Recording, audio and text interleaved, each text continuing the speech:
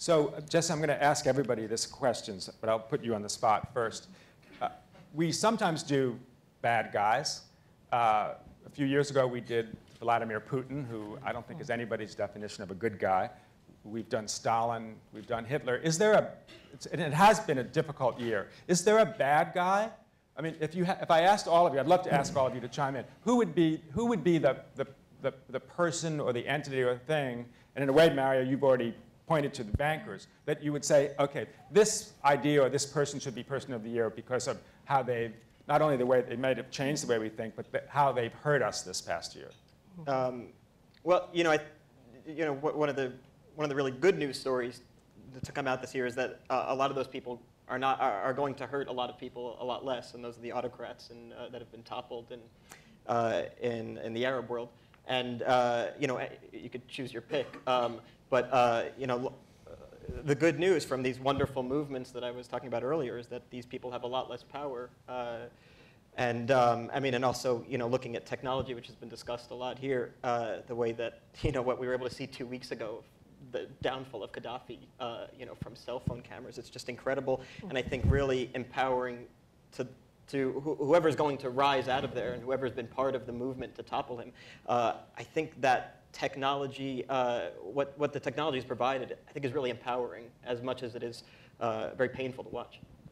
Yeah, so let's hear. Who's your bad guy, Grover? Well, I'd twin two. One, Osama bin Laden, who passed away this year, who thought that the Muslim world should have a war with the West, and Anders Breivik, the Norwegian mass murderer, who thought he had a much different worldview. That was that the West should have a war with the Muslims. And both of these guys were trying to gin up hatred and had some success on both sides, on each on their own. But I think ultimately have and will fail. But I'd twin those two as the two mirrors of each other. Brian, who's your bad guy? I guess if you say me now, we're done. If you've been saving it for this, we're done. Walk back to 30 Rock with somebody else. Truth is, I wrote my friend Seth at about 1 a.m. Saturday night to say that this past weekend was probably the finest individual performance by a Weekend Update anchor in the 30-plus years I've been watching his show. This is one of the people I admire most in the communications industry. And you guys will walk back together now. I think we'll walk back, yeah. Which is why when we walk together, I think our hand more than brushed. I'm just saying. Yeah. I felt it might. Like there was contact for just sustained moments. So, we know. Osama bin Laden, in covering these two wars for a decade now, I really do feel a connection with this incredible team of young men and women who have all, remember, if you've put on a uniform for the last decade, you've raised your hand to do so. And as my friend, Medal of Honor recipient Jack Jacobs puts it, in this country, to walk door to door, you'd have to go to 150 homes before you find a home with any connection to a current member of the armed services. Civilian America ain't fighting these wars. They rely on someone else to do it.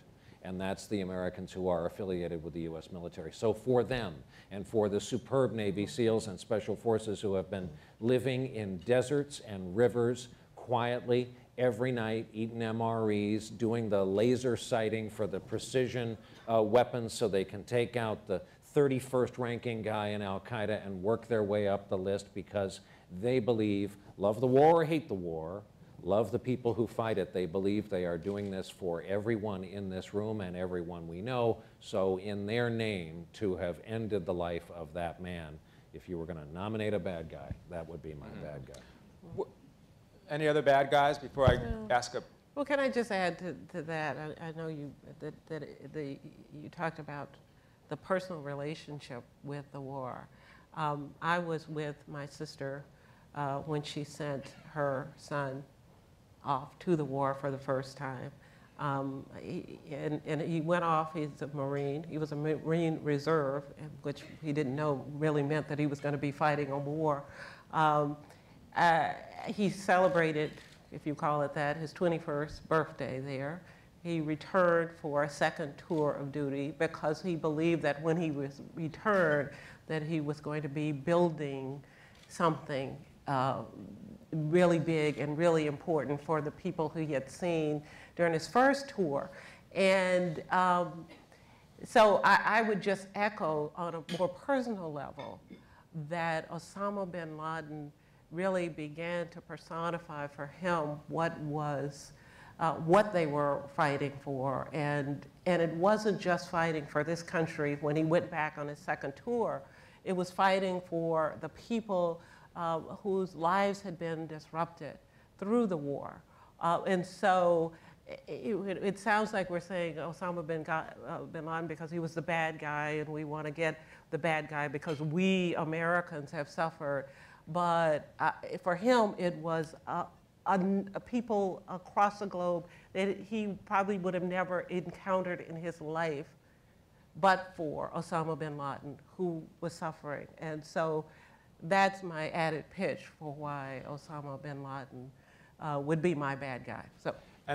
But what's interesting, too, I mean, speaking of the cycle of news, what's happened in Arab Spring was exactly what Osama bin Laden was hoping to cause himself, a populist movement against the powers that be in the Arab world, in Saudi Arabia, in Syria, all of these places. And it's happening in a much more democratized and populist way.